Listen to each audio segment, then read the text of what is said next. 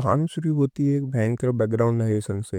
हमारा हीरो चूफेंग बताता है कि वह बहुत ताकतवर है इस दुनिया में और उसके सामने कोई टिकता नहीं है। वह खुद को एक मॉन्स्टर कहता है जिसके पास ऐसी स्पिरिचुअल पावर है जो बड़े बड़े खजानों को भी मार दे सकती है। लेकिन ट्विस्ट देखो, इतना एटीट्यूड देने वाला हमारा चूफेंग final king long school house dragon school का एक मामूली सा आउटर डिसाइपल है अभी। और उसके पास एक राज है। उसके शरीर में 9 कलर डिवाइन लाइटनिंग यानी 9 रंगों वाली बिजली का वास है। अब लीजेंड कहते हैं कि जिस बच्चे के पास ये बिजली होगी वो दुनिया का सबसे बड़ा रूलर बनेगा। अब भाई ऐसी पावर होगी, दुश्मन तो होंगे। अब जिन डायनेस्टी के लोग पूरे देश में ऐसा चाहिए तलाश कर रहे होते हैं। इसके अंदर वह 9 कलर की लाइटनिंग होती है और जो अगर उनको बताएगा कि भाई इसके पास एक लाइटनिंग है, उसको अवार्ड दिया जाएगा। और जो उसको हटने की कोशिश करेगा उसके पूरे परिवार को तबाह कर दिया जाएगा। अब हमारा सीन थोड़ा शिफ्ट होता है और बारिश की रात पर ट्यूफंग चुप्पे चुप्पे अपने घर से निकल रहा होता है। उसी समय उसके फादर उसको देख लेते हैं और बोलते हैं और उससे बोलते हैं कि बेटा, तुम सेक्ट में जा तो रहे हो एडमिशन के लिए, और मगर अगर तुम्हारा एडमिशन नहीं हुआ किंग लॉन्ग स्कूल में तो चिंता मत करना, मैं अपने ग्रैंडफादर से बात करके तुमको कहीं ना कहीं छोटी मोटी नौकरी दिलवा दूंगा। अब हमको इस सीन से ये पता चलता है कि चू फैंग अभी एक फेलियर के रूप में है। उसके पास कल्टीवेशन नहीं है इतना ज़्यादा, इसलिए उसको नीचे दिखाते हैं लोग। मगर उसका सेक तो देखो, थोड़ा सा दुखमय है। मगर वह बोलता है कि मैं वापस तभी आऊँगा जब मैं कुछ बन जाऊँगा। अब हमारा सीन थोड़ा चेंज होता है और हमारा चू फैंग रजिस्ट्रेशन के लिए पहुँच जाता है किंग लॉन्ग स्कूल में। वहाँ पे उसको कुछ कजिन्स मिलते हैं अपने, जो उसको बुली करने लगते हैं। बुली करते करते उसके कजिन्स उसको ये बोलते हैं कि तेरा तो कल्टीवेशन लेवल 2 है, तू कहाँ से आ गया यहाँ एडमिशन लेने, तू तो ना कटवाएगा हमारी। उसको धक्का देने लगते हैं, उसको मारने लगते हैं। उसी समय एक एक एल्डर की एंट्री हो जाती है। जो भी माहौल बना था उस माहौल को देखते हुए एक एल्डर की एंट्री हो जाती है। वो एल्डर चूफोंग को डांटती है और अपने मेन कैरेक्टर को दिलासा दिलाती कि तुम्हें अब कोई परेशान नहीं करेगा। तो अपना सीन चेंज हो जाता है, अपने मेन कैरेक्टर को एंट्री मिल जाती है स्टेशन के लिए।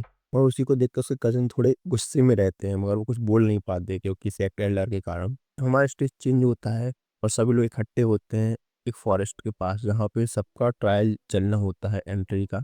वहीं पे एक बंदे की एंट्री होती है जिसको कहा जाता है कि वो स्टार परफॉर्मर है, जिसने सबसे टैलेंटेड जीनियस है सेक्टर में। उसका नाम रहता है गुयोंग। ये बंदा थोड़ा सा अमीर और घमंडी लगता है और ये भी बताया जाता है कि ये गुयोंग सिटी का प्रिंस है। यही घमंडी बंदा अपन को रूल बताता है कि ये गुफा है और इसमें आपको जाना है और आपको शाम तक वापस आना है। अब हमको बताया जाता है कि इस एंट्रेंस एग्जाम में 3 रूल है। अब हमको बताया जाता है कि इस एंट्रेंस एग्जाम का रूल सिंपल है। एक गुफा है, उसके अंदर जाओ और आपको शाम तक उस गुफा से निकलना है।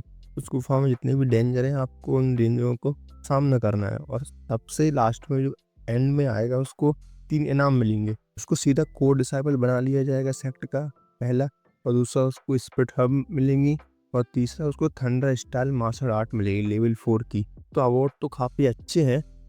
अब देखते हैं कि अपना मेन कैरेक्टर पास कर पाता है या नहीं कर पाता। अब हमारा सीन चेंज होता है, एग्जाम शुरू होते ही सब भागते हैं गुफा के अंदर, लेकिन अपना मेन कैरेक्टर स्टीफोंग के दिमाग में एक मिस्टीरियस आवाज़ गूंजती है। कोई उसे रास्ता दिखा रहा है, लेफ्ट जाओ, नहीं नहीं राइट जाओ। ये आवाज़ एक लड़की जैसी थी जो आगे चलकर बड़ी कैरेक्टर बनेगी।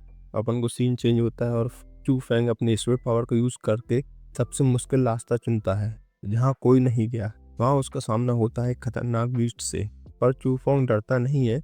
वो उन्हें ऐसा धोता है जैसे धोबी कपड़े धोता है। उसके अंदर की वो लाइटनिंग डिवाइन डिग्री उसे पावर देती है। अब भाई अपना मेन कैरेक्टर धो रहा है मॉन्स्टर को, एकदम सबकी एंट्री होती है। सब एकदम से घबरा जाते हैं कि भाई ये कौन है, और तभी अपना मेन कैरेक्टर गुफा के अंदर से बाहर आ जाता है। और उसी समय एललू और बाकी सब हैरान है कि एक फेलियर पहले कैसे बन गया, पहला रैंक कैसे ला गया। चूफेंग ना सिर्फ एग्जाम पास किया है बल्कि उसने कल्टीवेशन लेवल जंप करके स्पिरिट लेवल 5 भी पहुंच गया है। अब हमारा सीन चेंज होता है जब चूफोंग को उसका इनाम मिलता है थंडर स्किल और हर्ब्स। तो उसके जो कजिन्स होते हैं वो एक गैंग लेके उसके घर पहुंच जाते हैं। वो उसे धमकाते हैं कि ये सब हमें दे दे वरना तेरा बुरा हाल कर दिया जाएगा। अपना मेन कैरेक्टर तो भाई उन्हें एक लुक देता है एकदम से, कैसे ले सकता है हम मेरा रिवॉर्ड, लेवल 5 की ताकत दिख। और इन गुंडों को उसने पीट दिया बहुत बुरा। पीटते पीटते उनने उनको औकात दिखा दी। जैसे ही अपने मेन कैरेक्टर की पावर देखी उन लोगों ने, वो लोग सरेंडर करती है कि भाई नहीं नहीं मेरे को नहीं लड़ना।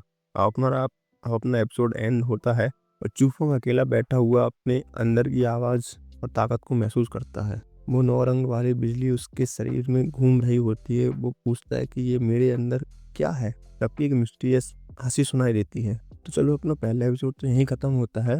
तो अपने मेन कैरेक्टर चूफोंग ने पहली सीढ़ी तो पार कर ली है, और क्या वो लेवल 4 स्किल को मास्टर कर पाएगा? और वो लड़की कौन है जो उसको दिमाग में बैठी है और उसको बार बार रास्ता दे रही है? अगले एपिसोड में होने वाली है एक भयंकर फाइट जहाँ चूफोंग का सामना पूरे स्कूल कैसले बुलीज से होगा। क्या हमारा हीरो अपने पावर को कंट्रोल कर पाएगा? तो आप बने रहिए, आप लाइक कर दीजिए वीडियो को, चैनल को सब्सक्राइब कर दीजिए, और हम मिलते हैं अगली वीडियो में।